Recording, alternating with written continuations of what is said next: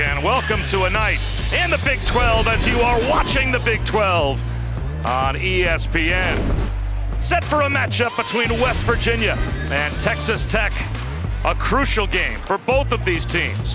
One in Tech searching for their first Big 12 win. And for West Virginia, granted at 1-6 in this league, it's the most competitive conference in college basketball. So much so that according to Joe Lunardi in his latest bracketology, if West Virginia were to win this game tonight against Texas Tech and the NCAA tournament started tomorrow, they would be in the field. That's how hard it is to get wins in the Big 12. Hi again, everyone. Bob Wischusen here with Sean Farnham. Thanks so much for spending part of your night with us. It just speaks to the depth of competition in this league. There's never an easy night. If West Virginia gets to 2-6, Joey Brackets puts them in the field? It shows that, well, we're talking about the records of only having one combined win between these two teams. It's just how thin that margin is because of the strength of the conference. Every game is a quad one game, which helps your net ranking, which helps your opportunity to get in the NCAA tournament. The strength of this conference, having 5 teams in the top 12. 5 teams in the top 12 in the Associated Press poll. I mean, that is almost comical. And that's why this game is such of a heightened importance for both of these two teams, because we have the SEC Big 12 Challenge coming up this weekend. Gain a little bit of momentum coming into that. And if you can string together 2-3 wins, it changes everything for your entire season because of how good the Big 12 is this year. And it's certainly not like these two teams have not been competitive. If you look at the conference losses that West Virginia has had, they lost to Kansas State in overtime by single digits at Oklahoma State, to Kansas, to Baylor, 1-point loss at Oklahoma, single-digit loss to Texas. As far as Texas Tech is concerned, they've really only had one lopsided loss in their 7 dropped games in the Big 12. They were blown out by Iowa State, but single-digit losses at TCU, against Kansas, Oklahoma, on the road against Texas and Kansas State, home against Baylor. And all of these teams have spent time in the top 25, if not in the top 10. It comes down to literally 1 or 2 possessions. And it's turnovers, it's missed free throws for West Virginia in particular. They have struggled from the free throw line here in conference play. The first miss pulled down by Jalen Tyson. Pop Isaacs, number 2, the freshman with the basketball in double figures, 7 consecutive games. He'll lob one inside for an easy bucket as Kevin O'Banner lays it in. You front the post, you vacate and cut to the ball side corner. That means there's nobody in help side. Beautiful pass by Isaacs. Number 0 in the gold of West Virginia. He's got the basketball. That's Kedrian Johnson. Back-to-back 20-point games. Out to the wing. That 3 on the way for Emmett Matthews won't go. Run down by Jimmy Bell. That was a turnover. And it is a turnover. A takeaway for O'Banner. Gives it up. The lob. A little too tough to handle as O'Banner is able to draw the foul after Davion Harmon was not able with Jalen Tyson to complete the alley-oop. Well, one of the things Texas Tech does a great job, and Coach Huggins talked about it when we went over and spoke to them, they overload to the ball so much. And because of that, you have got a lot of arms. You have to be solid with the ball. You have to reverse it crisply and force the defense to have to shift to get to the opposite side quick. Right now, West Virginia is settling for shots early in this game.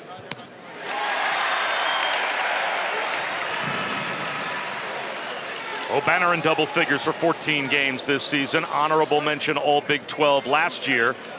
And he is the only returning starter from last year's team for Mark Adams. So he has tried to patch together, even in this era of the portal, where sometimes you're bringing in veteran players, a very inexperienced team, not just through transfers, but also through freshmen that are playing big minutes. Well, I think O'Banner and Harmon, because of their age, they put a little bit of pressure on themselves.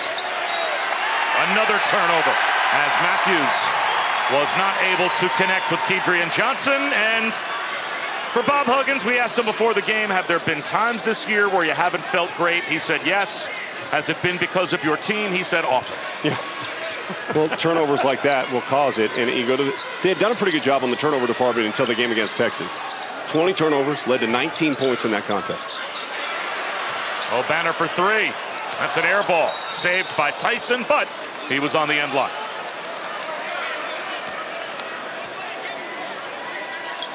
Last season, the Big 12 Coach of the Year. And his first season after taking over for Chris Beard was Mark Adams. Been a bit more of a struggle this year. Growing pains as this program tries to rebuild and find its footing again. And look, no one's going to make excuses. They've dealt with a rash of injuries. They've had guys in and out of the lineup. Amac not available tonight. The transfer that had such high expectations coming in from Utah Valley. Nice ball fake by Stevenson. Couldn't complete. A block inside by Bacho as he rejected Jimmy Bell.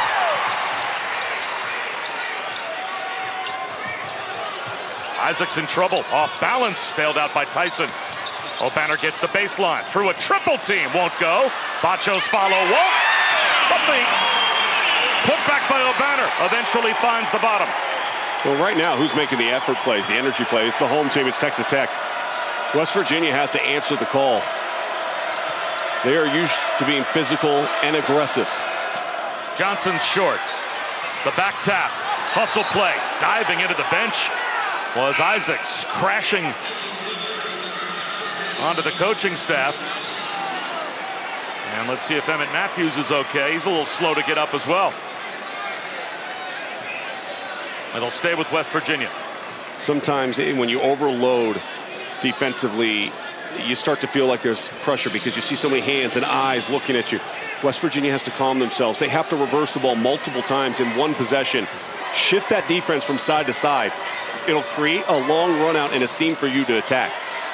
But another West Virginia turnover. That is twice they've thrown the ball out of bounds to nobody. Is that bad? But it's not going to make Coach Huggins feel any better. No, it's not.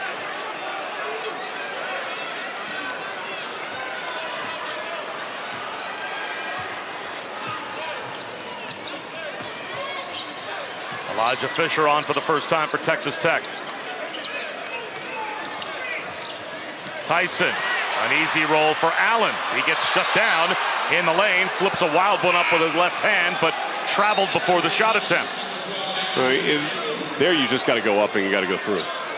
Can't worry about getting your shot block on that kind of roll. Either that or you short roll it, force them to close out, and then you can attack off the bounce. But he kind of long rolled, which means you get all the way deep in the paint. You get that deep in the paint. I've always said this, 2 feet in the paint on a pick and roll situation, the ball's given to you, you have to shoot the ball.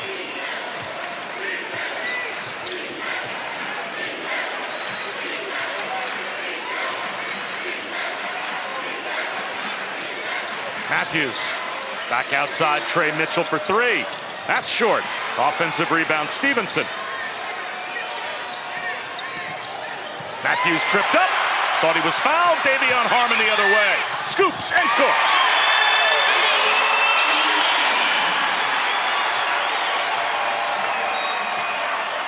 Well, this start couldn't be any worse for the Mountaineers. I believe that's 4 turnovers for them already to go 0-6 from the floor. 4 of their shots have been from beyond the arc where they just kind of settled. All of them have been short. And then when you turn the ball over, what you do is you allow a Texas Tech offense that has struggled to start to gain confidence and feel like they can be successful and get easy runouts against an unset defense. 4 of Texas Tech's 8 have been points off turnovers. Bell in the high post, juggles it. Nearly a 5th turnover, tied up. And a foul call. They'll get Elijah Fisher instead of a tie-up for the reach-in. But if you're a Texas Tech fan, I mean, you're sitting there looking at your team. They're 0-7 in conference play. They're on their home floor tonight against West Virginia, who just beat TCU last week. And the effort has been outstanding for the first 4 minutes.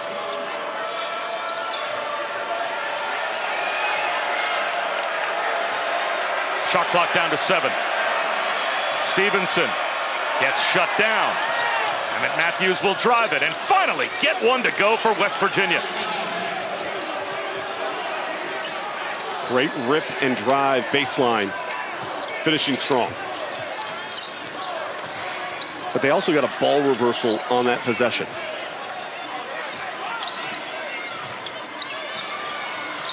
Bacho left alone. He turns it over. Bounces it right to Eric Stevenson. Shot fake by Johnson. The drive stripped away. Turnover number 5 for the Mountaineers.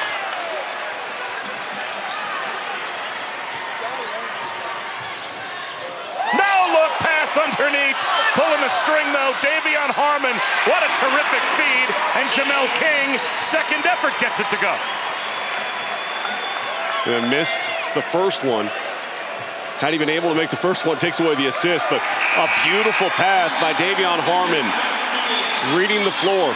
West Virginia's been spaced out a little bit at the defensive end. At the offensive end, they've been completely unsettled. It's Harmon. Little ball fake, shifts the defense, creates the seam. The quarterback finds the wide receiver. You know how that is with the Jets. Sometimes. I mean, wasn't that great, you and I? I mean, these guys are taking credit for it, but, I mean, you and I were out there for at least an hour and a half. Yeah, well, when Anna and Elsa showed up and you left, I didn't think that was nice. Everybody's back together again tonight. Yeah, everybody's going, hey, wait, wasn't Wischusen last night calling the NHL? I think Farnham's lying to me. I am lying to you. Well, we mentioned how competitive both of these teams have been in conference. Texas Tech has yet to win a game in the league, and then outside of that Iowa State blowout, very competitive in all their losses. Yeah, I mean, just and the quality in which that schedule has been. I mean, you talk about the story Coach Tang has done at Kansas State, and I know they took the loss last night to Iowa State. But Keontae Johnson, the best story in college basketball this year, his return. But a lot of those games just come down to literally valuing the basketball, making the right play, avoiding the timely turnovers that break your back. And a lot of times that is what happened to Texas Tech so far in conference play. Bob Huggins getting some energy off the bench from some of these guards as Seth Wilson hit an NBA 3. The Texas Tech lead now at 5. Tyson picks up his dribble. Bacho with 5 to shoot, gives it up. Pop Isaacs back to Bacho, down the lane. Nice feed for the flush, plus the foul. Oh, Banner will shoot an extra.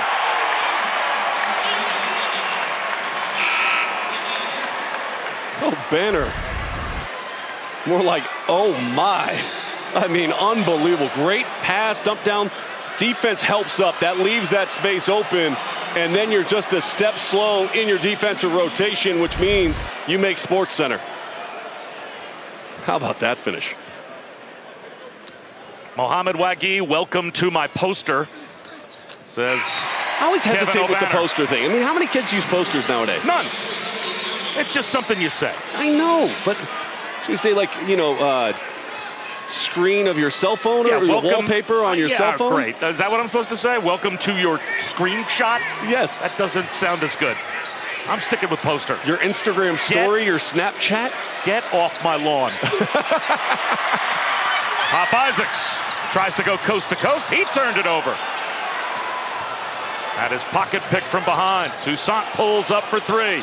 That's off the front rim. An offensive rebound and a kick out. Wilson tries again. That won't go. Well, James Okwanko kept it alive on the offensive glass, but Toussaint missed. Seth Wilson couldn't knock it down either.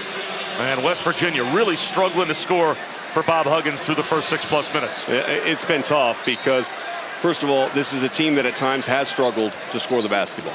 And a lot of times they're coming up short on their shots. They've got to be able to get their legs into it. You've got to hold your follow through. But you have to credit Texas Tech for getting them into shots that they are comfortable with West Virginia taking. Tyson leans in, gets it to go. When I ask you, if you knew nothing of basketball and you looked at shot quality so far in this game, who's getting the better shots? Yeah, Texas Tech, no doubt. Who's moving the ball better? Texas Tech. I mean, all of them are going to go on one side right now. West Virginia's just got to settle themselves down. Wilson tries again, in and out. That was just about down for Seth Wilson. But the Red Raiders couldn't control the defensive glass, so 20 up on the shot clock for the Mountaineers.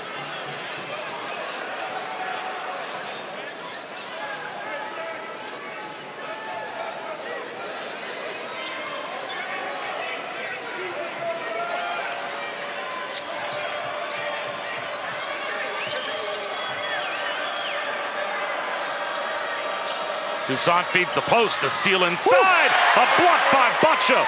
Another try by Okonkwo. Ripped away by Tyson, but a foul called. So James Okonkwo will go to the free throw line. Just some energy plays. I mean, sometimes you look at the dunk by O'Banner, you look at the block by Bacho. These start to become energy-giving plays to your teammates. They start looking around. I want in on this action. I want to get some of that tonight. And it starts to build a sense of confidence for a team that, as we mentioned, has lost a lot of close games. But they've lost them. They haven't won them. Big 12 now on ESPN Plus, a must-have for all Big 12 basketball fans. Tuesday night, number 9 Kansas, number 5 Kansas State square off again. This time at Allen Fieldhouse. Their first matchup, an instant classic last week. Coverage begins at 8 Eastern, 7 Central. If you're a Big 12 fan, you got to have it. Sign up today at ESPNplus.com/Big 12 now. Think about Kansas in the stretch they're in right now. They've lost 3 games in a row, haven't lost 4 in a row since the 88-89 season. And they play Kentucky this weekend, who's all of a sudden starting to figure out how they want to play basketball. Then you would go into Tuesday night against Kansas State. This is a gauntlet of a stretch, as it really is for everybody in this conference. I always laugh because Fraschilla talks about it all the time. It's a gauntlet, it's the best. But he's not lying. He's not lying. It is exactly that. O'Banner, short from the corner. Besides the fact, Fran would never lie to you or me. Right. And neither would Joey Lenardi. And according to Joey Brackets, shaky. again, if West Virginia is able to win this game tonight, they'd be 2-6 in the Big 12, and they'd be on the right side of the bubble. No nights off of the Big 12. Well, if the Big 12 is as good as all of the prognosticators believe that it is, have a chance to prove it on Saturday, the final SEC Big 12 Challenge. There are great games coming up this Saturday. Yeah, you talk about Texas, Tennessee. It's going to be an outstanding contest. The Kansas, Kentucky one's going to highlight it. Name recognition, brand recognition across the country. Get right opportunities, too. Often you see those out-of-conference games. They pay off for teams that are struggling to try to find their way. Good execution out of that timeout. Again, shifted the defense just ever so slightly. Started on the left, brought it to the right, brought it back into that corner. They've attacked well, West Virginia, on the left-hand side, attacking baseline and getting open looks in the short corner or driving all the way to the hoop there. That was the freshman Josiah Harris knocking one down. 2 of their 3 made baskets that West Virginia have come on that left-hand side on the end line.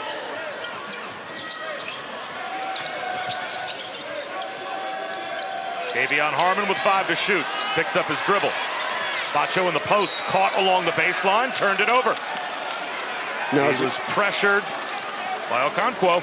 As a guard, you have to think when you make that pass, am I putting the person that's receiving this pass in a position to score in a late shot clock situation? If the answer is no, you don't make that pass. The answer on that possession should have been no for Davion Harmon.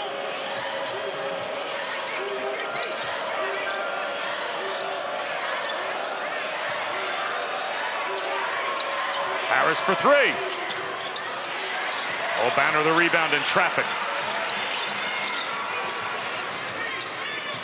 West Virginia's done a much, much better job at the defensive end of the floor in the last couple of minutes. Texas Tech has been stuck for almost 3 minutes now at 15 points. Isaac's a straightaway triple. That's no good. And a foul call. It looks like that foul will go against West Virginia. They're going to tag Josiah Harris for a grab along the baseline. And Bob Huggins can't believe it.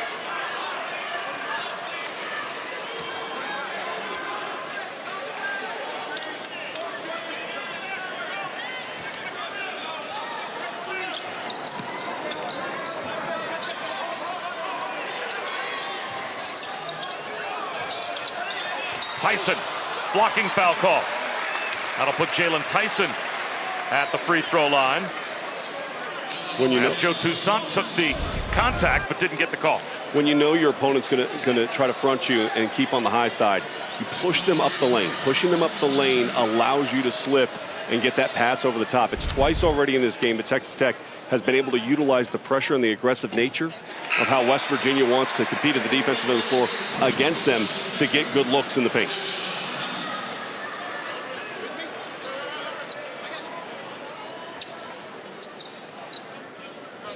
Elijah Fisher back in for Texas Tech as Davion Harmon goes to the bench. 1 of 2 at the line for Tyson. And a good rebound by Okonkwo.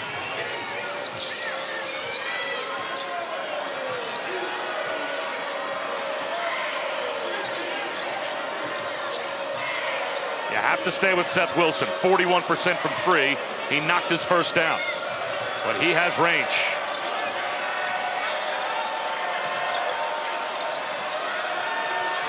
Toussaint launches. Got it! Oof. With the shot clock winding down. He was able to connect. They needed that because that possession really, the ball never really got inside the three-point line. The entire possession. But Toussaint able to get his feet set underneath him late in the shot clock and be able to bury it. Bacho, tough catch. Gets caught under the backboard. Able to unload to O'Banner. What a pass. Big to big, having awareness of where your fellow big is and setting them up to make it easy. That combination of Bacho and O'Banner, big to big. He set O'Banner up earlier for the dunk and the three-point play as well. They have chemistry. They do have chemistry, and this is a tough catch right here. The double team comes, he leaves his feet. And I don't know when he left his feet, if he even knew where he was, but he found him quickly because he didn't have a lot of options where he was at on the floor when he decided to leave his feet. Plus 12 early in this game in the paint. And I think if you're Texas Tech, you're going to watch that all night long and see, can you keep that distance, that space? If you can, you're probably walking home with a win tonight. Wilson straight away. Banks it in. His second triple. Three-point shot, the great equalizer. And back-to-back made three-point shots, and also you're flipping around and you're just turning the game. Three-point game is a good contest. It has been Texas Tech for a majority of this game, but West Virginia can turn it on. West Virginia shooting 31% from the field. They've turned it over 6 times, but now they draw a charge on Davion Harmon here. They've made 3 triples. Seth Wilson's got 2 of the 3. And you're right, they're shooting their way back in it. Well, and all of a sudden you start to make a couple of shots, and it starts to apply pressure to Texas Tech's offense. And Davion Harmon just trying to do a little bit too much on that last possession because their flow has been disrupted by what the Mountaineers have been able to do. And it's easier, by the way, to compete at the defensive end of the floor when you don't turn it over on this end. 5 count. Never mind. There's the defensive pressure, this time for the Red Raiders. And Harris got caught up against the sideline and just couldn't find an outlet. When you overload the defense, also what you're trying to do is you're trying to pin the ball on one side of the floor. And the longer you keep it in the shot clock on one side of the floor, the more advantage it comes to Texas Tech. That's what they want to do. If you pick it up and you hold it, it's going to be really difficult for you to find someone to throw it to. Bacho passed up a wide open jumper, instead muscles his way into the post. He was able to challenge Okonkwo, and he lost the battle.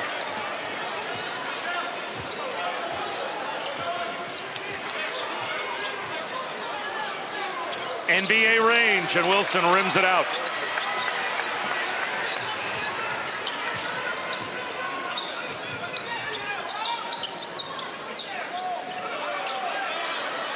Bacho lobs one into the post. Robert Jennings draws the foul. And we have a timeout under 8. Only a 3-point lead for Texas Tech, in spite of having the better of it for most of the first half. Illegal screen. That's going to go against Bacho and go back in the other direction. So you look at the score right now, and again, the way this game started, it looked like Texas Tech, okay, here we go. They're starting to find their mojo. They're turning you over. The West Virginia looked out of sorts. The ball movement wasn't great. That led to their defense being caught flat-footed at times.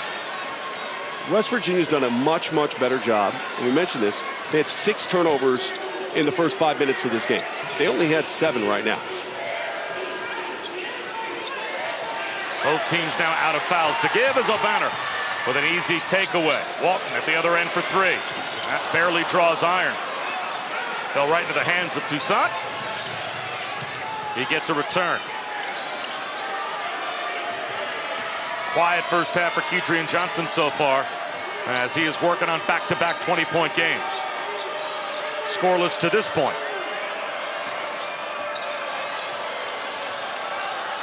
Toussaint through a double team. Lost his footing. Maintains possession of the ball, but traveled. And that was a poor possession from jump. I mean, the pass that Toussaint got almost went completely out of bounds on the pass to him. That put him in a precarious situation. Now he's trying to dribble through multiple players running at him. When you're running multiple players, now all of a sudden the ball gets a little loose, it gets away from your body, and you travel. It starts with the pass, though. The pass has to be crisp. You have to.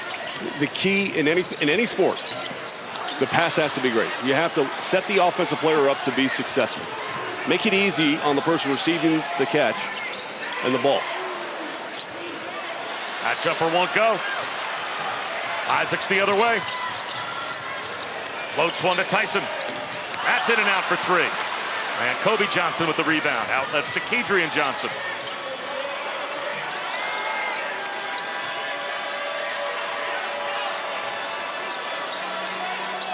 O'Banner way out to pressure Okonkwo. Adrian Johnson out of the double team. To Toussaint. Hits the three. And they got the ball to the center of the nail, right at the middle of the free throw line. Two guys run. Quick reversal. You know it's going to force a long closeout from the baseline. A good job by West Virginia. Fourth made three for the Mountaineers here in the first half. 14 of their 21 field goal attempts have been three-point tries. Isaacs drives it, lost it.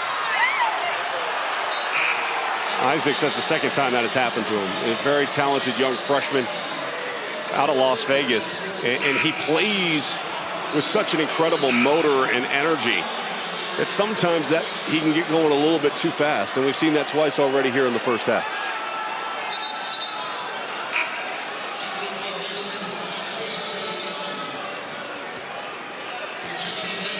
A line change for Bob Huggins. Got four new players jumping over the boards. I see this all the time in hockey. Kedrian Johnson's the only player that just stayed on the floor. Four new players back in the game for the Mountaineers. And substitutions galore as well for Texas Tech.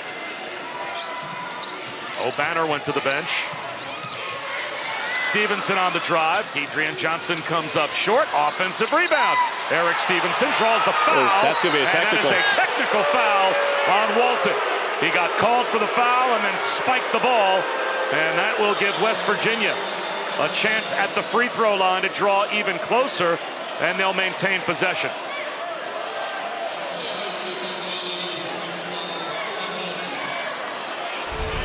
You cannot do that. I mean, and every player knows it and understands it. You get the foul called against you. You think it's clean. It wasn't. And then you do that. And when you're 0-7 in conference play and you're in tight games consistently and you know this one's going to be tight, you can ill afford to give away points. Now, Tony Padilla, he seems like he's giving Mark Adams as much leeway as possible.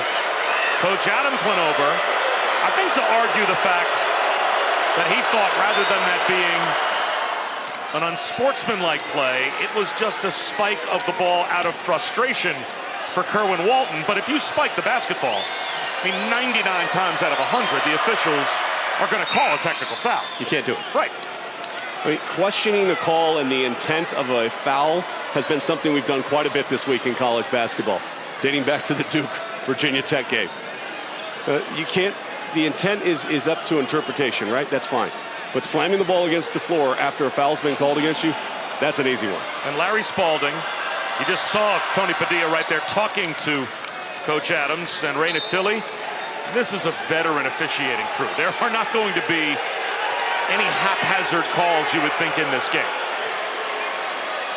And just like that, the game is tied and West Virginia has a chance to take a lead because of a mental mistake. So Stevenson knocks down his free throws. 4 in a row, in fact. And the Mountaineers are on top by 1. And a reach-in foul called on Johnson. That'll be free throws for Texas Tech. That'll put Davion Harmon at the line.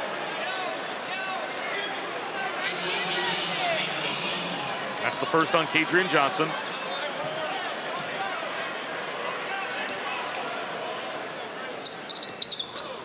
Josiah Harris has 2 for West Virginia. Walton just picked up his second right after picking up his first with the technical foul.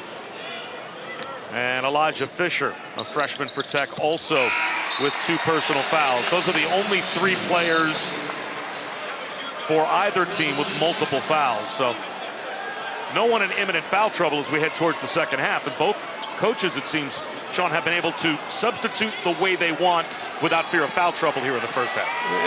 And to me, that's what makes the game better. When you have start to have a little bit of rhythm and flow, guys can play aggressively because both these teams want to be aggressive in how they defend. Stevenson drives it. Johnson in the corner. There's his first bucket.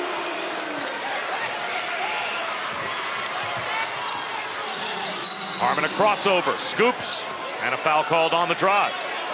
So Davion Harmon will go right back to the line as Kadrian Johnson called for the foul. This left-hand side of the floor along the end line has been really good for West Virginia. When they get the ball deep in the corner, it flattens out the defense. You drive into traffic, everybody starts to swarm you, have awareness.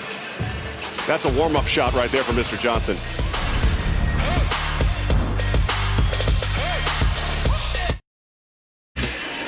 West Virginia with only 7 made field goals here in the first half, Sean, but 5 of them are threes, and as a result, they've got the lead. That's shooting slightly better from beyond the arc than they are from the field in the game. And yeah, it's gotten back in the game, but I really think what's gotten back in the game is their willingness to compete at the defensive end of the floor and take Texas Tech out of its rhythm. Texas Tech has not made a field goal in the last 4 minutes of this game. And so what allows your three-point shot to have the impact that the three-point line has had here in the first half for West Virginia has been predicated upon what they've done at the defensive end. Both of these teams average in the mid-70s in points scored per game. I'm not sure that's the type of game we're headed towards. Of course, conference play at all seems to take a step back. And 2 teams that are so desperate for a win in this league know how hard they are to come by. And they're both looking at each other on each other's schedule and saying, well, there's a game we can get.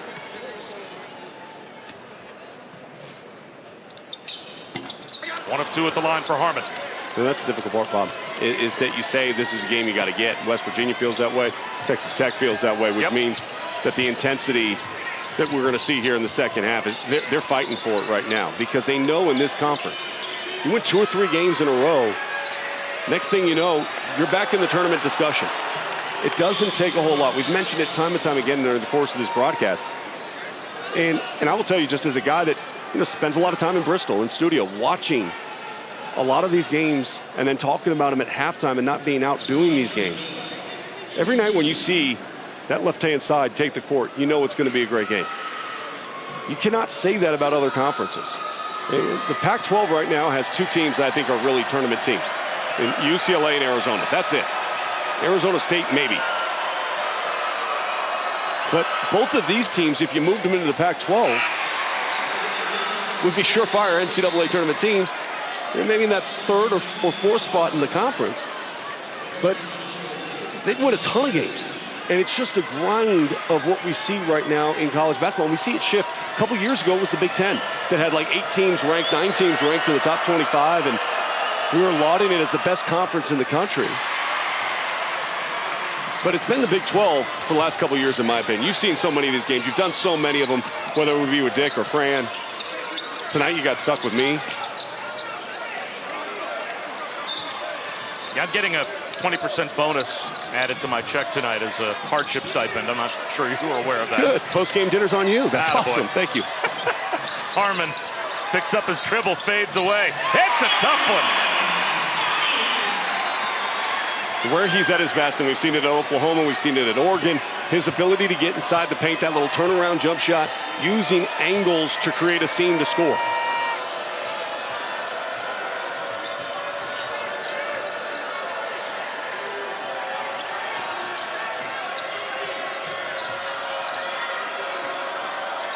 To shoot. Stevenson contested from the baseline. Walling off a man, Jimmy Bell kept his eyes on the basketball and pulled in a tough offensive rebound. A chance for a reset. They got to get the ball to Bell. Harmon was on him. Skip pass instead. That shot off the side of the backboard right back to Toussaint, and he banks it in.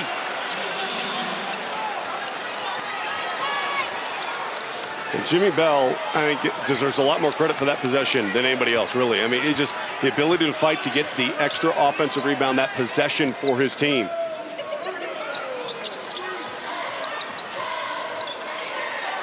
Pick and roll, Isaacs. A beautiful find for Robert Jennings. The defense has got to pinch in. Problem is, if you pinch in, then you're going to give the ball reversal three.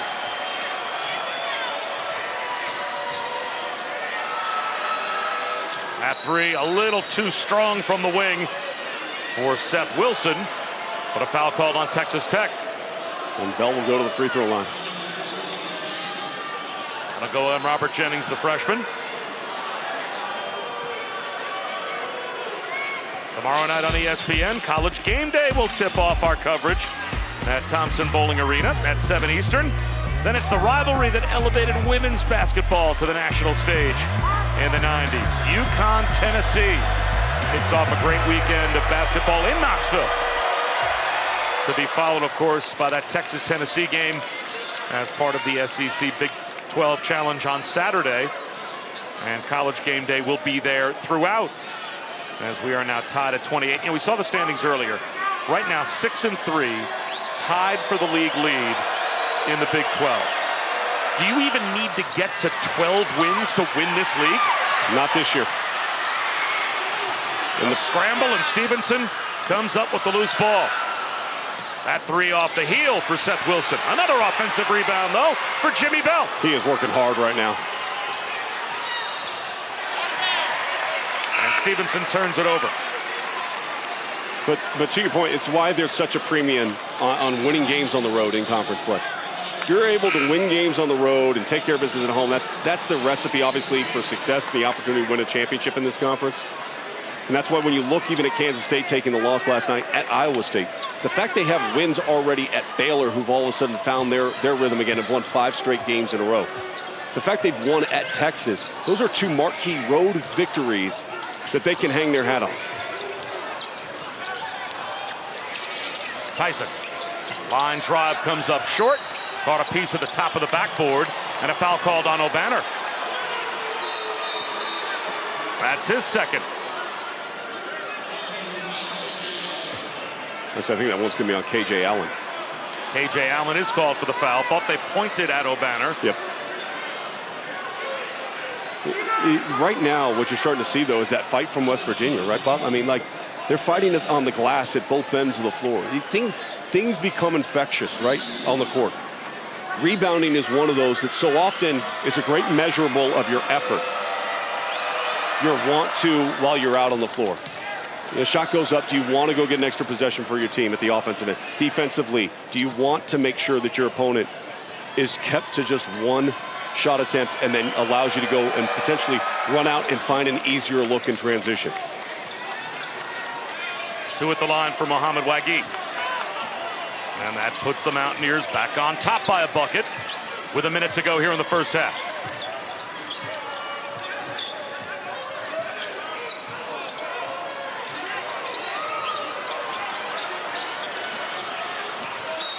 Harmon steps back, but a foul called away from the ball.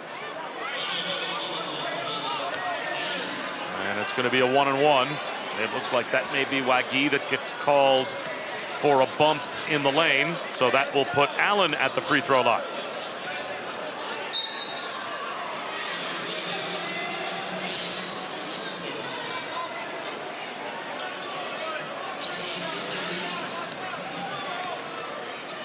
Look, you and I thought this game was going to be close when we were talking about it earlier today. I mean, just based on stylistically and really where both these two teams are at right now and the desperation that they played with in the first half has not disappointed at all. Skip pass for an open corner jumper that goes down.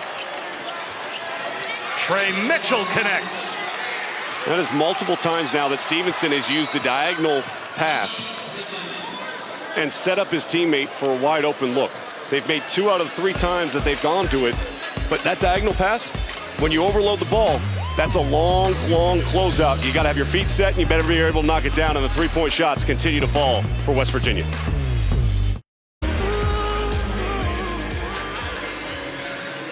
Now 4 teams in the SEC Big 12 Challenge that certainly will make up a blockbuster doubleheader. But all 4 of those teams have gone through their own drama or are going through it as we speak this season. It's going to be fascinating to watch those 2 matchups as West Virginia has opened up their largest lead at 5. Down to the post it goes. Too strong for Jennings. Still 5 seconds to go in the half. Toussaint skips a pass, sets up Wilson. An extra pass. That beats the buzzer. And it's off the heel for Eric Stevenson. Good close to the first half, though, for West Virginia. Defensively, the way they're competing gave them a fighting chance to get back into this game after a really sluggish and sloppy start to the game. The three-point shot's been good for Bob Huggins' team. A 5-point halftime lead for West Virginia. Stay tuned. The halftime report with Kevin Connors, Steve Wojciechowski, coming up after these messages.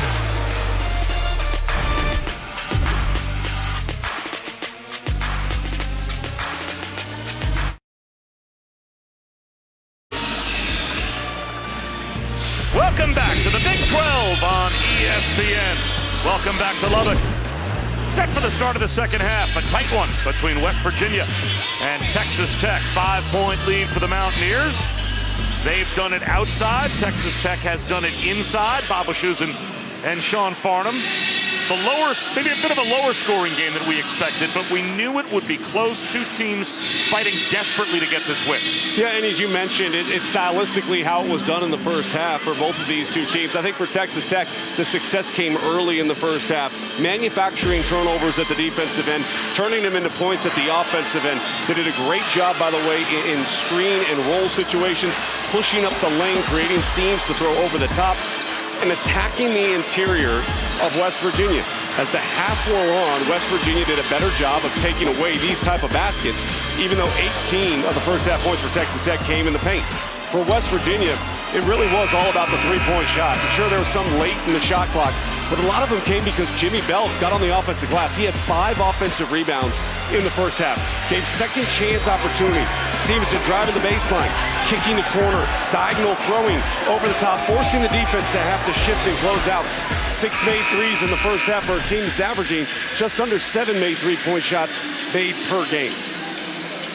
Well, you talked about that contrast. 6 made threes for West Virginia, 1 for Texas Tech. But Texas Tech outscores West Virginia 18-2 points in the paint. So if I gave you a choice between the team that's winning inside or the team that's winning outside for the second half, which do you give the advantage to? I would say the one that's scoring from the outside, because it's now you're going to force Texas Tech to have to stretch out their defense a little bit. That might open up some seams to back cut, to find ways to score in the paint, to shrink them back down, to open up your three-point shot. It's a lot easier once the defense is spaced out to attack than it is when it's all packed in. And right now, West Virginia can pack in their defense, force Texas Tech to shoot over the top contested shots. Tech starts off the second half with a turnover. Stevenson skip pass to Johnson. 9 to shoot. Into the post it goes to Jimmy Bell. Cutting Johnson, hit hard, and he will go to the free throw line. And now we'll have to see if Kedrian Johnson gets up.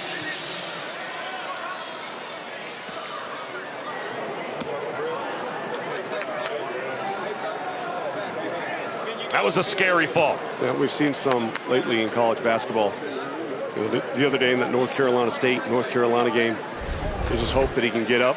That's good to see. Catch his breath for a second. Defense collapsing on that post creates that seam. You get face cut, and then the contact in the air. That's always dangerous when there's contact and you leave your feet. The fall is never going to be fun. That's the second foul on Jalen Tyson. Ooh. But he came right down on the middle of his back. And that'll knock the wind out of you, if nothing else. We talked about it at the top, just back-to-back sensational games for him. Broke the 20-point plateau against TCU and then set a career high 22 against Texas. Pretty quiet first half. Well, at Temple College here in Temple, Texas, he was a top 5 scorer in the nation back-to-back years as a freshman and sophomore in junior college play, averaging over 25.5 points a game both years. So he can shoot it, he can score it, and maybe now he's really starting to find his stride as a scorer at this level. They waved off that last free throw, though, for a lane violation. So only 1 of 2 at the line. Officially, it's a 6-point lead. And now it's a 4-point lead as O'Banner reverses one inside. Well, he was the offense in the first half. Just 4 of 7 shooting going to the break. Had 11 points. That gets him to 13. But moving without the ball on the back line of the defense got him into the paint. That 3 hit the backboard first for Emmett Matthews. Body sprawling once again. Mitchell ended up on the deck, and O'Banner is called for the foul.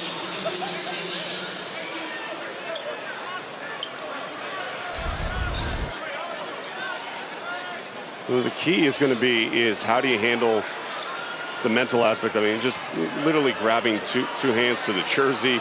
Guys are getting thrown to the floor. I mean, the grabbing to the jersey wasn't even the one that was called. It was the throw to the floor as you're trying to attack in and try to get that second chance point opportunity. That 3 won't go from the corner. Bell couldn't find the rebound. And now a foul called on West Virginia. That's on Jimmy Bell. 3 fouls in the first minute and 15 seconds here to start the second half. O'Banner's foul was his second. He went right to the bench. That's only the first on Bell.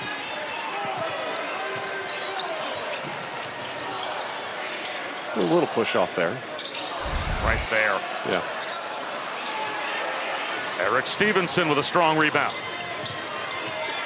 He'll cross over. Hooks a pass underneath. And it looks like a foul will be called on the drive. They're going to call that an offensive foul on Eric Stevenson as Pop Isaacs drew a charge. You got to be able to jump stop, settle, and then deliver that pass. The look was fantastic. But when you allow your momentum to carry through, the defensive rotation comes over, and it's a beautiful hook pass. That's pretty weak. That is weak. I agree. Sorry, I was trying to sell it. I thought, but it's weak. You didn't sell me. No. It's like hitting the brakes to try to describe what happened, and then all of a sudden you hit it and you see it on replay. You're like, yeah, no, that's not a foul. It's only the first on Stevenson. Harmon creates some space. The pull-up. In and out. Offensive rebound. And Robert Jennings draws a foul. He was grabbed, I believe, by Trey Mitchell.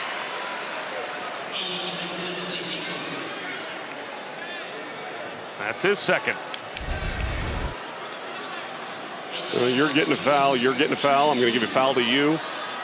And that's been the tone that's being set. Now, the fear factor of this is, there's 2 things. One, does it get chippy, right? Because some of these fouls are pretty physical. The other one is, does it lessen the level of aggressiveness in which these teams compete at the defensive end of the floor? Here's why it might not. There have been 26 personal fouls already called in this game.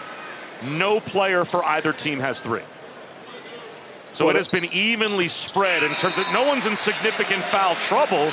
Now, if we average 5 fouls every 2 minutes of this half, though, that's going to change. The rapid rate the fouls are being called at some point now, you're going to get your 3rd or your 4th.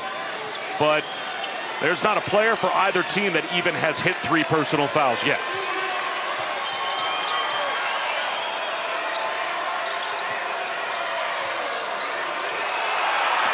Crowd looking for a bump as Mitchell popped Isaacs, and then Isaacs is called for the foul.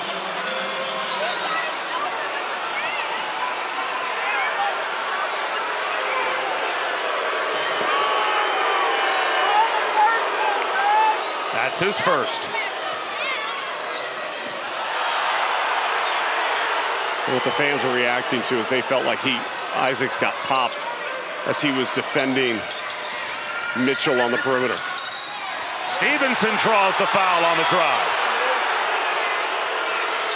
And a technical foul is going to be called on Mark Adams. He came to midcourt to argue, I think, the fact that Isaacs was not fouled or granted a foul on the last possession, and he was still speaking his piece as Stevenson drove it. So for the second time in the game, West Virginia will shoot technical free throws.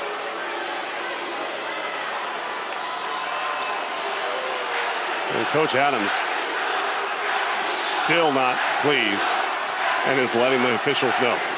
Now that drive by Stevenson resulted in a foul being called on Daniel Bacho, and he becomes the first player for either team to hit 3 personal fouls.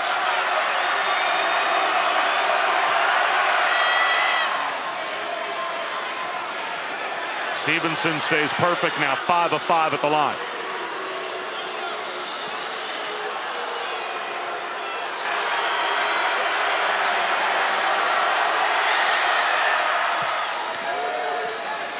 And here's the play that was why the reaction was what it was inside the building.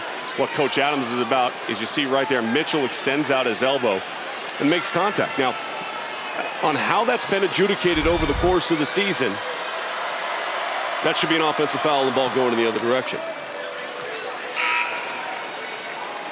I mean, how often have you called games and seen that kind of contact and said, okay, well, we're going the other way on that? And I think that was a foul. The only thing I guess I will say to play devil's advocate, and we have been told this in our seminars and in the oftentimes weekly reviews we'll get from officiating calls, they are very sensitive to the cylinder and then the head bob flop. Yep.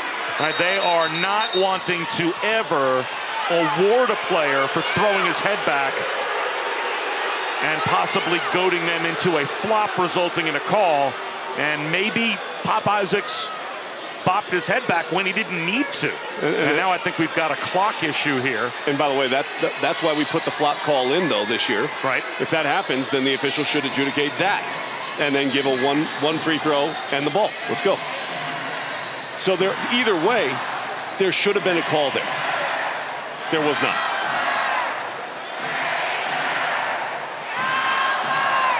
Eric Stevenson has now made 2 trips to the free throw line, and he's 8 for 8. And the bigger problem here is that they're looking at the clock because it never started when the ball was inbounded. Correct. Bob Huggins noticed it, and he immediately yelled over to Tony Padilla, who said, yes, I see it. And they quickly went to the monitor to try and straighten it out. So they'll probably take about 5 or 6 seconds off of the game clock and the shot clock. It is 6 seconds, and it'll be an NBA possession for Texas Tech. Things are getting chippy here. And the officials are blowing their whistle. They're certainly calling every foul that they see. And yet the fouls are piling up. 17 total fouls on Texas Tech and a dozen on West Virginia. Davion Harmon, high off the glass. That won't go. Mitchell, the rebound, the outlet, but a turnover. Tyson got in the passing lane. Harmon back the other way. Tyson, a lot of contact. And this time the blocking foul, I believe, called on Stevenson. It is.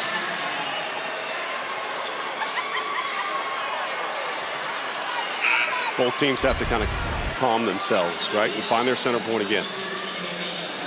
You get a rebound at the defensive end of the floor, you're looking to throw it up the floor.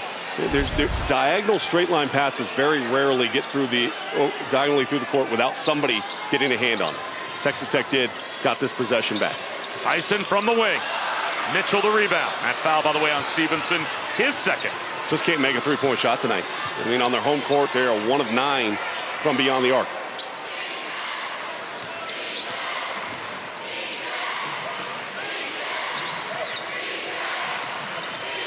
Mitchell lost it on the way up. A blocking foul, though, called against Texas Tech on Davion Harmon.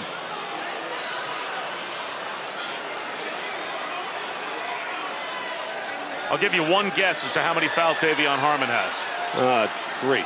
No? 2. 2. All right. And it was more than 1. Daniel Bacho has 3 fouls. Just as a blanket reference, assume every other player in the game has 2. Because I think that's about what we have. There's been 10 fouls called. I've never seen this many fouls called in a game and no one really in foul trouble. Stevenson at the free throw line, kicks to the corner and gets it back on the rotation. Look at the ball movement. How much better is the ball movement on this possession than really even anything we saw in the first half? Johnson for three. Jimmy Bell kept it alive on the offensive glass. Bullet pass that Matthews can't handle. Tracked it down in the corner. Pop Isaacs deflects it, and it's out of bounds off Tyson. Or no, off O'Banner. They switched it. A crowd and Texas Tech reaction-influenced call, and they changed it. And it now belongs to Tech. And just loose ball situation right off the face. That was an easy call. Missed originally, but then adjudicated properly. I'd like to see some rhythm and flow to this game. I mean, the intensity's great, but no rhythm or flow here to start the second half. An air ball from Jennings. A weak side rebound. A lot of contact inside. Isaacs a reset with 4 to shoot. He's going to have to force one up. Running one-hander. It's good. Pop Isaacs beats the timer.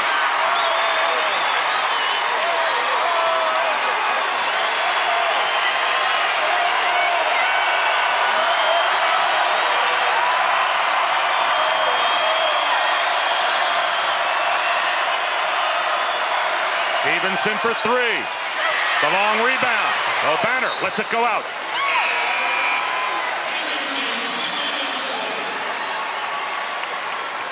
Pop Isaacs is averaging close to 16 a game in Big 12 play. Yeah, and struggling from the outside, you got to find a way to attack the interior of this defense. Isaacs does it from the outside. Shot clock winding down.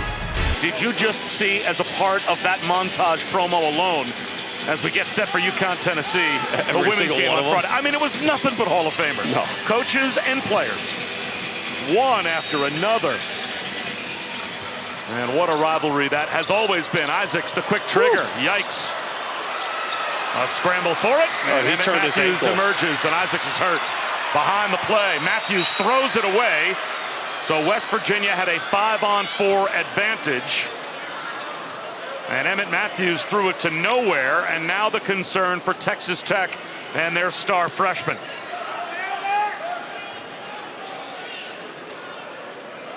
I think when he stepped into that shot, his front leg extended away from his body and landed on the foot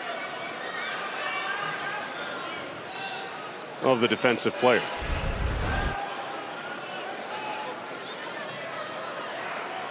You see him, he kicks his front leg out just ever so slightly, and as he lands, he gets onto the heel of the defensive player, which is Bell, who stepped to the side. And Pop Isaacs, and that is about as bad an ankle turn as you're going to see, and he cannot put any weight on the right ankle at all. That's tough to see. I mentioned it, an outstanding player at Coronado High School in Las Vegas, and he's had a good start to his freshman campaign here. And for a team that needs some offensive life, we saw him right before he went to break hit that floater in the middle. He can provide a little bit of offensive spark, and it was tough to see him carried off the floor like that. Yeah, they're not even stopping at the bench to try and treat him there. They are taking him right back to the locker room. So if we get any word on the status of Pop Isaacs, we will certainly pass it along before the end of the game. It will be Texas Tech basketball, but now they are without their leading scorer in Big 12 play. And they are also, we mentioned in the first half, but it certainly bears repeating, without Fardaws Aimaq, who has been in double figures 2 of the 3 games he's been able to play. But the big front court transfer from Utah Valley, who was a 2-time WAC Defensive Player of the Year and supposed to be an impact player, out most of the season with a foot injury of his own. Davion Harmon, 5 to shoot, leans in, short. The tip follow, won't go. Another try, and there is the putback for Elijah Fisher. And now Kedrian Johnson is limping up the floor a bit too. He's got the basketball, but he has a little hitch in his giddy-up. He's trying to work through something.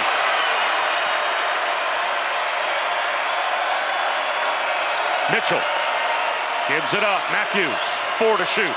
Drives it. Outside Johnson. He's going to have to put one up. Shot clock violation.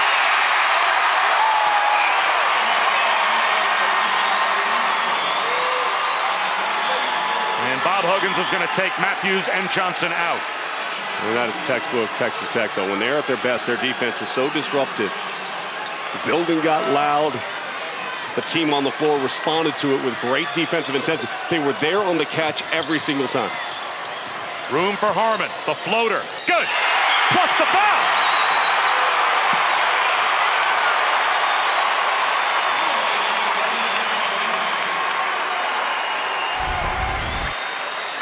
This building right now, there is a buzz to this building. You watch Isaacs go off the floor, you're wondering, how does this Texas Tech team respond? Well, they get to stop at one end, and then offensively, Harmon gets right to his sweet spot where he wants to be. That floater game is where he is at his best. A back tap. Stevenson, good job to wall off Harmon and corral the loose ball.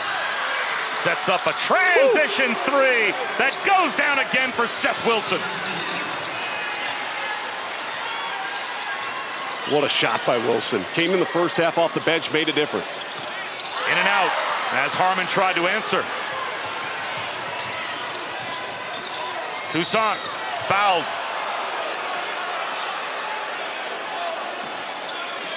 Big thing for me always is when you come off the bench, what do you bring to the floor? Right? You have to bring something. You have to change the game. You have to be an energy provider. You have to ignite something. Seth Wilson came off the bench in the first half with West Virginia struggling, hit a big three. Kind of got their three-point rhythm going after they saw the shot go down by him. Second half, similar situation, come off the bench, get your feet set in transition, and get an easy one. That foul on Kerwin Walton, his third. And by the way, the foul that put Davion Harmon at the free throw line to try and complete the three-point play opportunity was called on Trey Mitchell. That's his third. So Trey Mitchell is now the first Mountaineer with 3 personal fouls.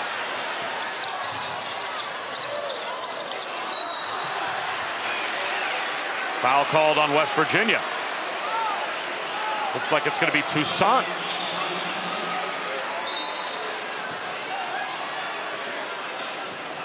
Now Coach Huggins has got his hands up on either side. Now Toussaint looked puzzled, and Bob Huggins looks equally puzzled.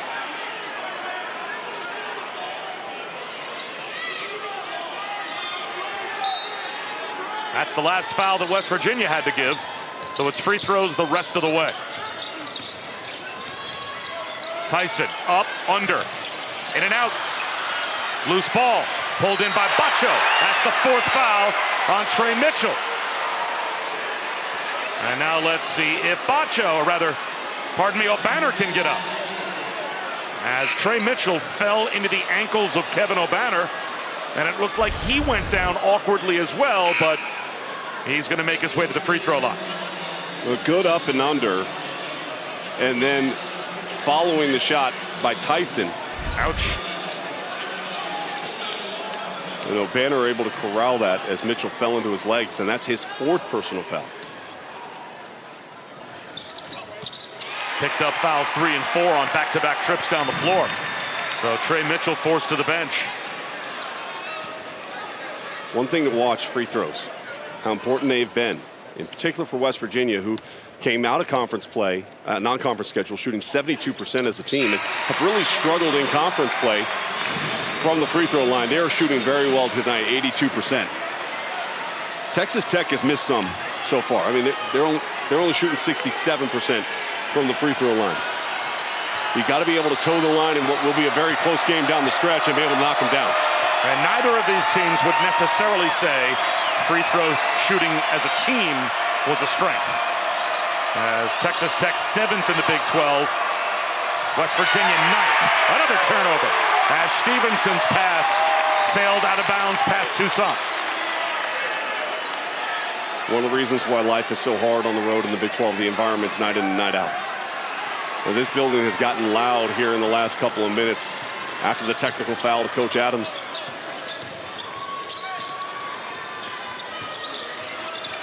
I think West Virginia's just been sped up a little bit. Lamar Washington underneath. Patience shown by Robert Jennings. Gets a man in the air and draws the foul. Eric Stevenson. That's his third.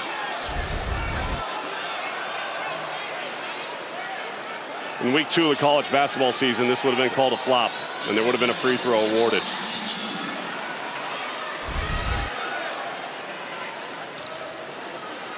A good job, though, after the pass. Being strong underneath the hoop for Jennings. Now, between foul trouble and just how much time is left in this game, you saw Lamar Washington out there, the freshman, Oregon Gatorade Player of the Year as a junior in high school. He hadn't played to this point tonight, but forced into the game with Pop Isaacs, you have to assume done for the night, and the fouls piling up.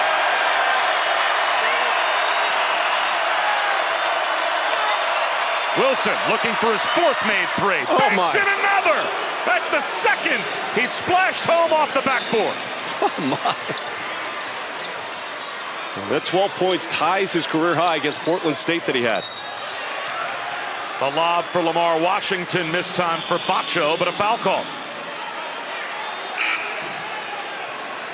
I can't remember a game where I saw somebody bank in 2 3-pointers in one game. From straight on, too. Toussaint called for his third. We've had 2 banked home threes by the same player. We've had a couple of technical fouls called against Texas Tech that in total has given Eric Stevenson 2 trips to the free throw line. Both of his trips to the line, 4 free throws each time. So he's been to the line twice. He's 8 for 8. And oh, by the way, we have had 37 personal fouls called in this game. And there's 12 and a half minutes to go. Not going anywhere for a while. Stevenson an outlet. Toussaint waits for some help.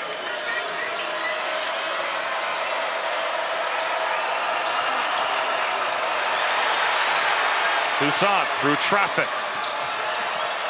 Stevenson a pull-up. Off the heel. Tapped around.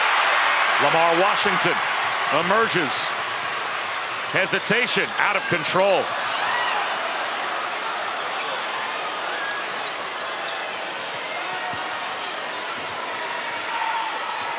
When you haven't gotten a lot of minutes lately, try to stay within your comfort zone, at least early until you can find a rhythm. That's where I feel like Washington's got to settle down. A little fancy there for Stevenson over the shoulder. It creates a save and a scramble. Toussaint has it, hoping for a timeout to be granted. They called a foul. A foul has been called. Oh my. We creep under 12 with another foul called. Free throws when we come back. A 3-point lead for West Virginia. Seth Wilson, just aim for the square. Yeah. They used to tell me we used to run a drill at UCLA, flanker off the backboard, but usually that was from the wings going in. It wasn't from up top.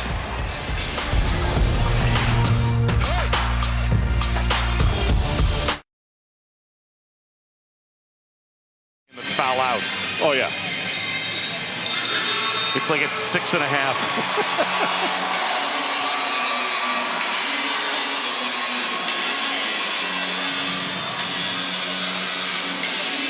3-point lead for West Virginia.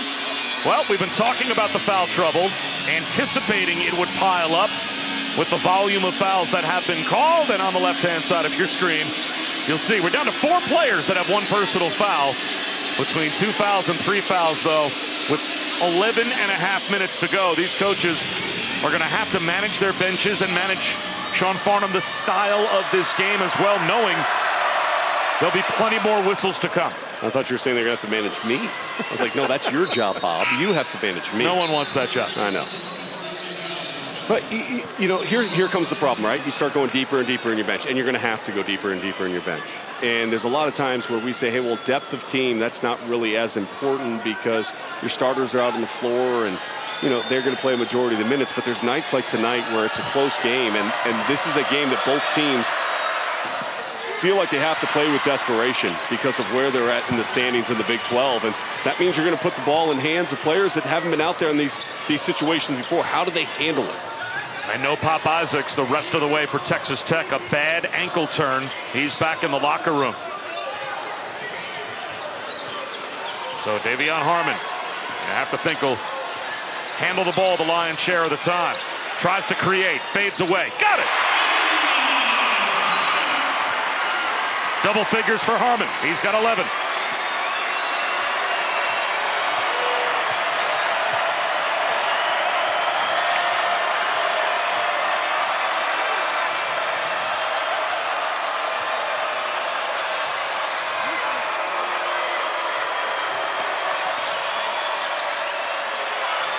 Wilson, can he do it again? Yes! His 5th three of the night. A new career high for him. And as I mentioned, you go deeper in the bench, you look for guys that need to step up. How about a guy that's averaging 4.7 points per game, going for 15 on the road? O'Banner, can he answer? He can! 18 for Kevin O'Banner.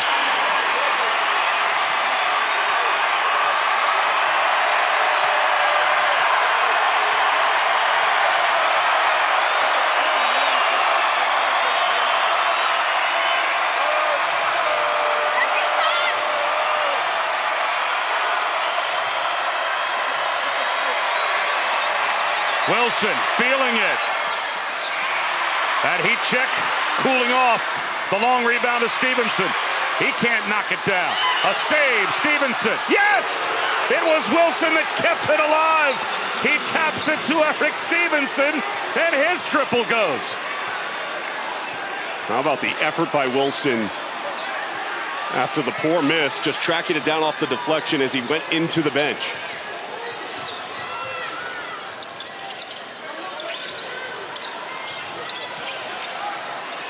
Good hands by Toussaint. He gets the steal and then slows things down for West Virginia.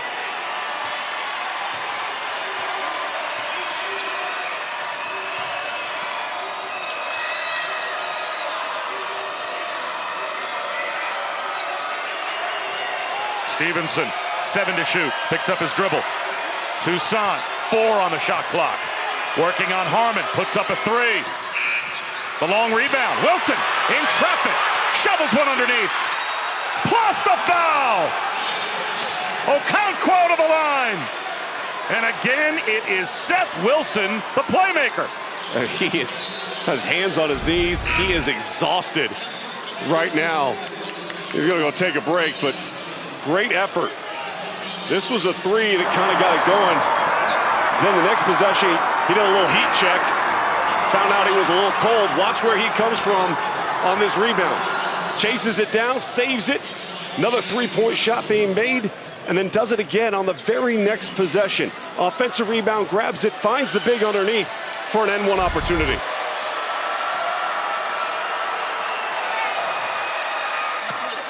Only the 11th free throw of the season for Okonkwo. And he's now 4 of 11 at the line, but he completes the three-point play. And West Virginia adds to their largest lead.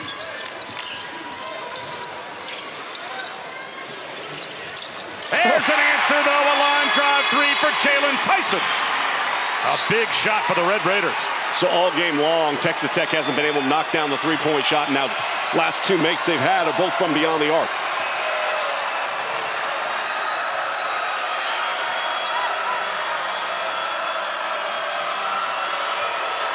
Feige looks diagonal. Toussaint gives it up. Penetration. Kobe Johnson fumbled it. So now it's Stevenson. That floater is good. 13 for Stevenson. What a welcome sight that has been, because he has not been playing his best in the last couple of weeks. They get him back into a rhythm and get him back into a flow. That would be huge.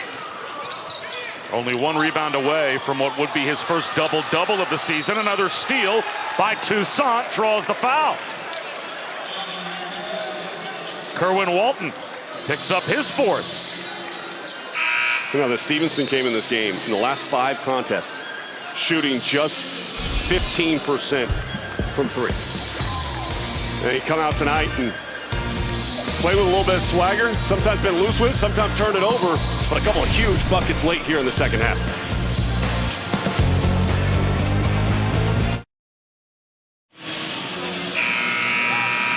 Well, the 10th and final SEC Big 12 Challenge is coming up on Saturday. So these two teams in a 7-point battle right now. Maybe they get a little breather just having to take on some SEC competition. Now you know it'll be tough. 5 of the games on ESPN and the app. Auburn, West Virginia. Tip it off in Morgantown at noon Eastern. Alabama, Oklahoma, Arkansas, Baylor. Next, the doubleheader to end it, Texas, Tennessee, and Kansas, Kentucky. A great day of basketball. That Sonic blockbuster doubleheader may not even feature, in Sean Farnham's opinion, the best team in the country and the best team in the SEC Big 12 Challenge. Is Alabama your pick right now if you had to pick one team to say they're the best? Yeah, but I would like to point out that I thought UConn was there earlier this season too, and they just lost their 6th out of their last 8 games that they've played. Right now it is Alabama. Defensively, how NATO's team continues to just disrupt at that end of the floor, able to manufacture points off of it. And then Brandon Miller is the best freshman in the country. He'll probably be the first college player drafted in the NBA draft. There's going to be a couple foreign picks, a couple G League guys, but then it's Brandon Miller and the efficiency in which he can score the ball with. And Mark Sears, the impact transfer from Ohio, he has fit exactly how Nate Oates and Alabama wants to play. 2 at the line for Toussaint. And West Virginia continues to shoot free throws at about an 80% clip. They are 19 of 24 at the line. And they've got a 9-point lead. This equals their largest lead. A lot of dribbling by 23. That 3 won't go for O'Banner. Loose ball. O'Banner to the floor. Saves it. Davion Harmon off the dump off from Tyson.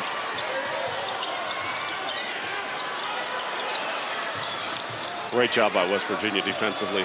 Getting in their stance, keeping the ball in front of them. O'Banner with a shot fake. Gives it up. Tyson for 3. That's short.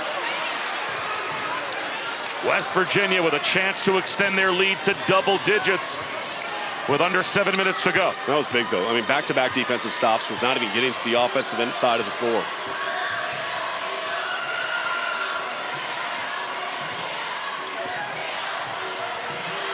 Stevenson, short. The ball hit the end line, and it looks like it will stay with Texas Tech, in spite of the fact that O'Banner tried to save it. He hit there before he was able to touch it. Remember, Joe Lunardi, to illustrate again the depth of competition and how hard it is to win in this league, Joe Lunardi in his bracketology today has West Virginia part of the first 4 out. If they win this game, he would put them back in the field, and this win would make them 2-6 in their own league. Bacho. Oh my goodness! At the rim! Oh, what a block by Okonkwo!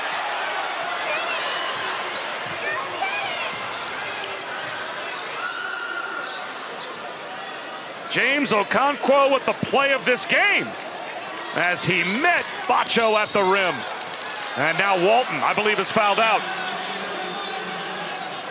Partner, there are blocks. And then there's just grabbing the ball in the air on a dunk attempt. I mean, this is a surefire 2, and just go grab it with 2 and pull it back. How about that effort to meet him before he got to the cup and pull it back? Big time defensive play. Oh my goodness. Small things like that help you win games. I mean, it's really, when the margin is that thin in this conference, and I know it's a 9-point lead with 6 minutes, there's plenty of time left in this game for this thing to get tight and be a 1-possession game down the stretch. But every game seemingly comes down to that one play. And that one play isn't just the last play of the game. A lot of times fans focus on that. It's little things like that where it looks like it's going to be an easy 2 for Texas Tech, and instead it goes back to the other end. And I mean, everybody in the crowd's going dunk, dunk, dunk. And the bench from West Virginia absolutely loves it.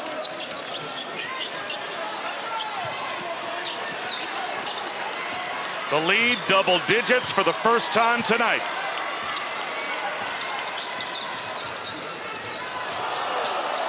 Bacho on the roll. Tyson thought about it. Lamar Washington tied up, held ball. The arrow belongs to West Virginia.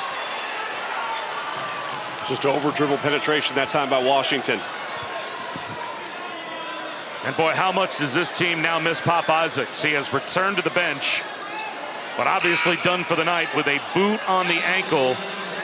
So you've got two of the most important players you would think this season for the fortunes of Texas Tech sitting next to each other, both with boots on the bench. And it's been their storyline in conference play. I mean, missed games by Pop Isaacs when he had the concussion. Bacho with the finger. Right? It's just been a revolving door of injuries that has not lended to consistency for the Red Raiders. Stevenson, outside ball movement to Toussaint. Off the side rim, out of bounds to Texas Tech. All right, just now, you look at the difference in the benches. West Virginia's players are up. They've got bounce to them. You look down at Texas Tech. Players are shaking their head, and they look stunned. Bacho will drive. Plus the foul. Well, that'll get the bench and the crowd back in it. A chance for three. And plenty of time in this game. I mean, it's been a struggle to score for Texas Tech here in the second half. But they have guys, and they have to utilize some of the plays we saw early in the first half when they pushed up the lane and got the pin and seal over the top. We haven't seen that in the second half. The pick and roll with the dive right to the cup like we just saw. I'd go back to these actions on a consistent basis because that's where you've had your most success offensively for the Red Raiders.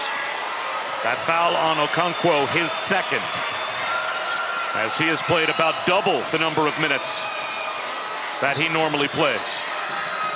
Adrian Johnson, by the way, questionable to return with an ankle injury of his own. So Pop Isaacs out for Texas Tech, but of course Adrian Johnson, who has had back-to-back 20-point games coming into tonight, not much of a factor before getting hurt.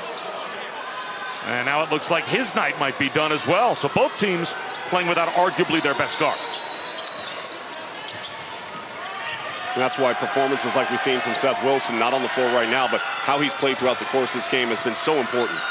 Beautiful bullet pass underneath, and the flush is there for Waggy. What a pass, and what a strong finish that was. Ahmed Waggy hangs from the rim with 4.5 minutes to go. And West Virginia maintains their double-digit lead.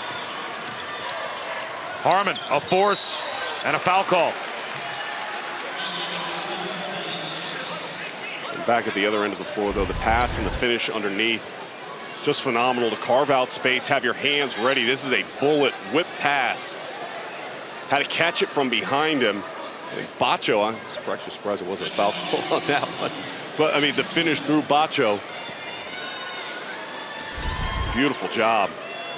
But that was like one of those back shoulder passes, because if you lead him, O'Banner was there in the passing lane. But back shoulder pass so important in your out route. And we're still in playoffs of this weekend. Thanks for following along. Brock Purdy better throw some back shoulder passes, short ones hopefully, to playmakers against Philadelphia. 1 of 2 at the line for Harmon.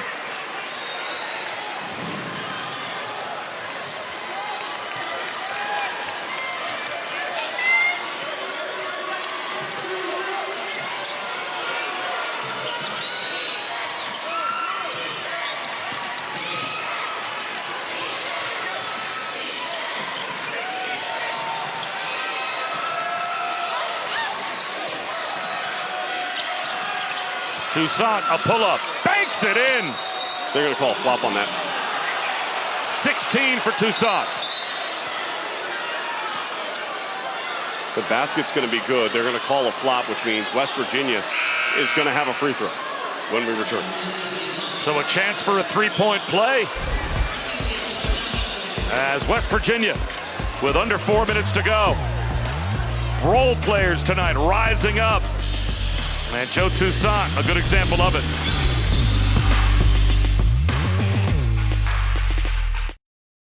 Between West Virginia and Texas Tech, Sean Farnham. Royal Rumble is not scheduled until Saturday down in San Antonio at the Alamo Dome.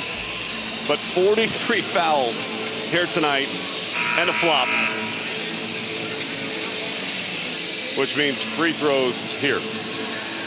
And the crowds wanted about a dozen more fouls to be called than have even been whistled. But with under 4 minutes to go now for Texas Tech, outside of the obvious, which is hitting some shots, what has to happen? And with no Pop Isaacs to run the show, who do they run things through to try and get enough points to get back in this game? You got to go through a banner. I mean, you got to get the ball in his hands as much as possible. He's been the most efficient scorer for them. He's been the most productive scorer for Texas Tech. And I think you got to utilize him in screens, movement. And by the way, not only on ball screens where he's going to slip and roll the basket, but screens away from the ball. Because of how much West Virginia pressures, you put screens and allow him to cut and move towards the basket. As guards, you got to deal with the pressure, and you've got to be able to see him.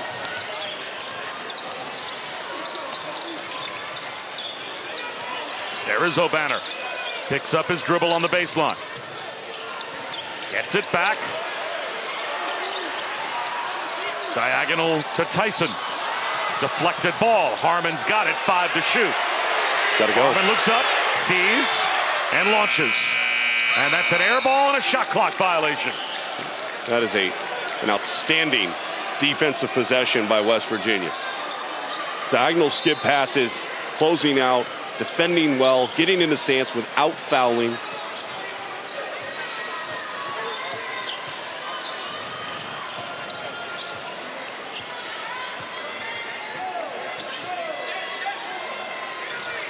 And now the Mountaineers will try and work some clock and take the shot clock down if they can. Toussaint penetrates, leans in, picks up his dribble. Stevenson at 3. Comes up short. Aquanco on the offensive glass, throws it in the air, and it lands out of bounds.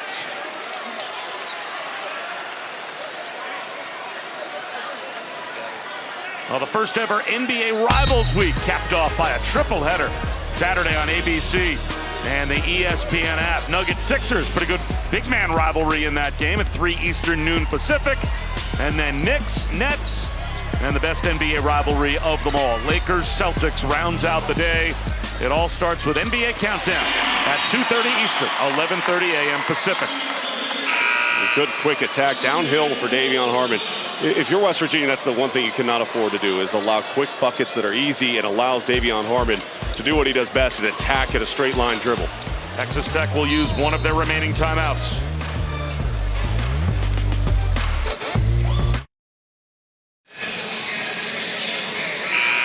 Bob Wischusen, Sean Farnham back here in Lubbock. Well, if Texas Tech has a push, it has to happen now. 2 minutes and 40 seconds to go. And what has been a slugfest between the Red Raiders and the Mountaineers. Bob Huggins' team has led by as many as 11. And right now, they are holding on to a 9-point lead with 2:40 remaining. And they've done it because of their bench. I mean, 42 points plus 30 off the bench for West Virginia this evening. And now some pressure and a foul call. There's been Toussaint and Williams. Toussaint and Wilson have been the guys. I mean, 16 and 15 individually, and they have just sparked this team and given the Mountaineers this 9-point lead. So Toussaint back to the free throw line. And again, West Virginia tonight, 21 of 27 at the line. And Toussaint adds to that. That's much more reminiscent of what they were doing in the non-conference from the free throw line than it has been what they've done in conference play. Coach was talking, we were talking before the game about the free throws for West Virginia, so they got the yips as a team. Well, those yips are gone tonight. O'Banner An early force from 3, and Toussaint is fouled by Bacho.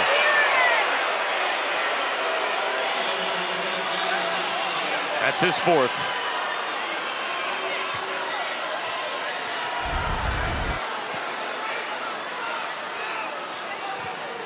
Loose ball, scramble situation. Clearly a foul.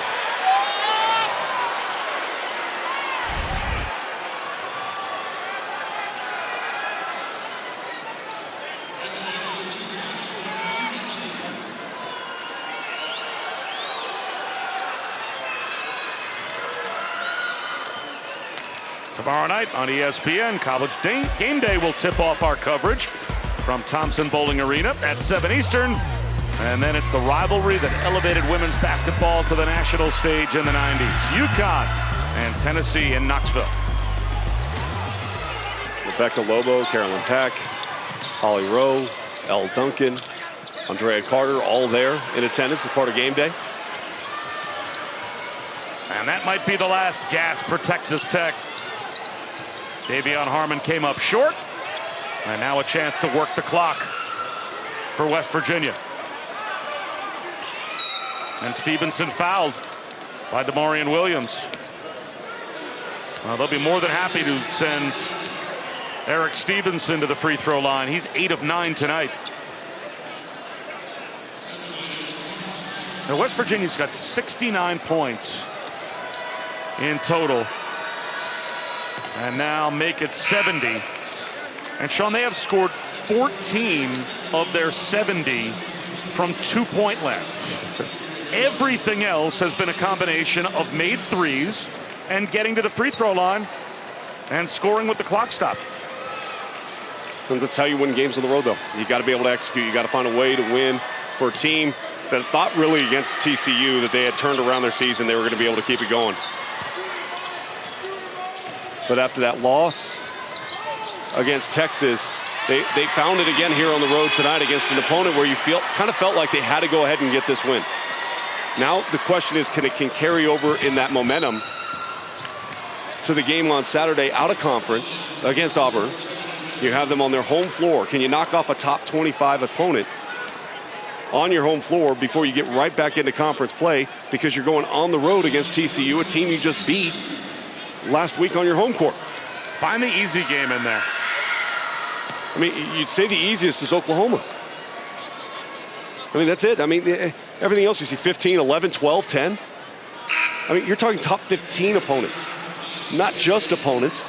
You're talking top 15.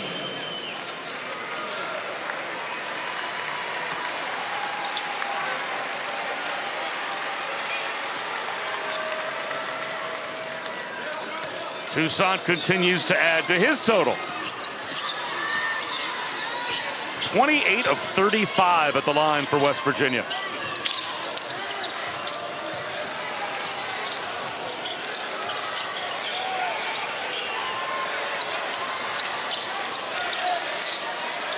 Allen comes up short for 3, an offensive rebound for Washington. His 12-footer won't go. Stevenson has it, and an outlet. An easy 2 for Kobe Johnson.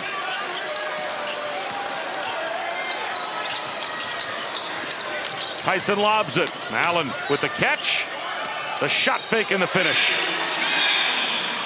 And for reasons past understanding, West Virginia fouls.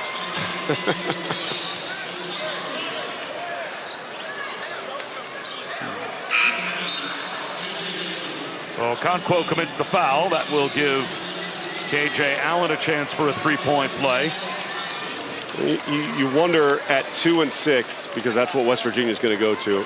Joe Lunardi has them in the field. Why? They played the 5th toughest schedule in the country. Their net rankings in the top 30. Their BPI's in the top 30. And their ability to win a game like this on the road, if they're able to all of a sudden take that to the next game, and then the next, and you win 3, you're not on the bubble anymore. You're not even talking the last 4. You're talking about being comfortably in the NCAA tournament field. If you only watch Big 12 basketball, you don't understand how large the gap is this year between this conference and everybody else. Stevenson, one last layup. He's got 16.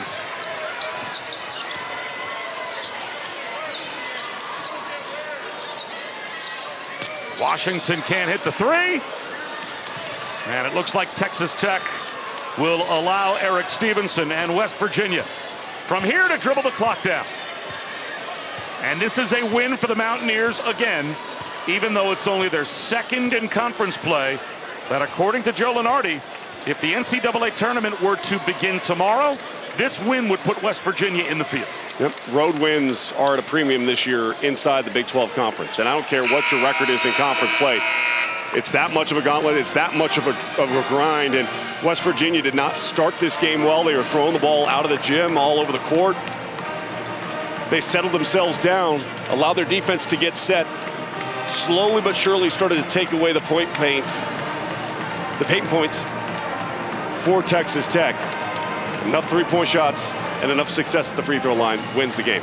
For Sean Farnham, I'm Bob Wischusen. So long from Lubbock. At long last, we head to Wichita. Wichita State and Tulane with Drew Carter and Mark Adams. Take it away, guys.